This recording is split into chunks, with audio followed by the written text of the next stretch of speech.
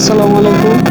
আজকে আমি দেখাবো কিভাবে গাড়ি ক্লিন করতে হয়। প্রথমে ফোম দিয়ে পানি দিয়ে সম্পূর্ণ গাড়িটি ভিজিয়ে নিতে হবে।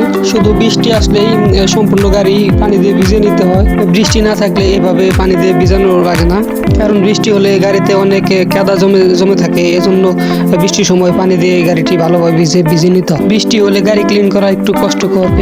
বৃষ্টি ছাড়া নর্মালি একটা গাড়ি ক্লিন করতে 10 থেকে 12 মিনিট সময় লাগে, কিন্তু বৃষ্টি হলে একটা গাড়ি ক্লিন করতে 30 মিনিট সময় লাগে। তো এখন আমার সম্পূর্ণ গাড়িটি ভেজানো শেষ। এখন একটি ফৌতা নিব, আমাদের বাংলাদেশের ভাষায় বলে থাকি তেনা। সেই ফৌতা দিয়ে মোটামুটি করে একটা পোছা দিব। জাস্ট উপরে যে কাদাগুলো রয়েছে ওই কাদাগুলো পোছা দিয়ে সরিয়ে দিব।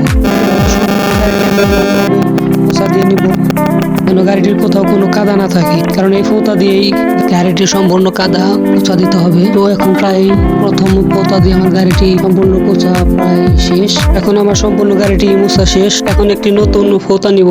এই ফৌতাটি দিয়ে গাড়িটি সম্পূর্ণ ভালোভাবে পরিষ্কার করতে হবে, কারণ গাড়িটির গ্লাসে যেন কোনো ধরনের দাগ না থাকে বা গাড়িটির আশেপাশে যেন কোনো ধরনের দাগ না থাকে, কারণ সৌদি যদি গাড়ির গ্লাসে কোনো ময়লা বা দাগ দেখে তাহলে গিরগির করবে। তো এভাবেই সাধারণত একটি গাড়ি ক্লিন করা হয়।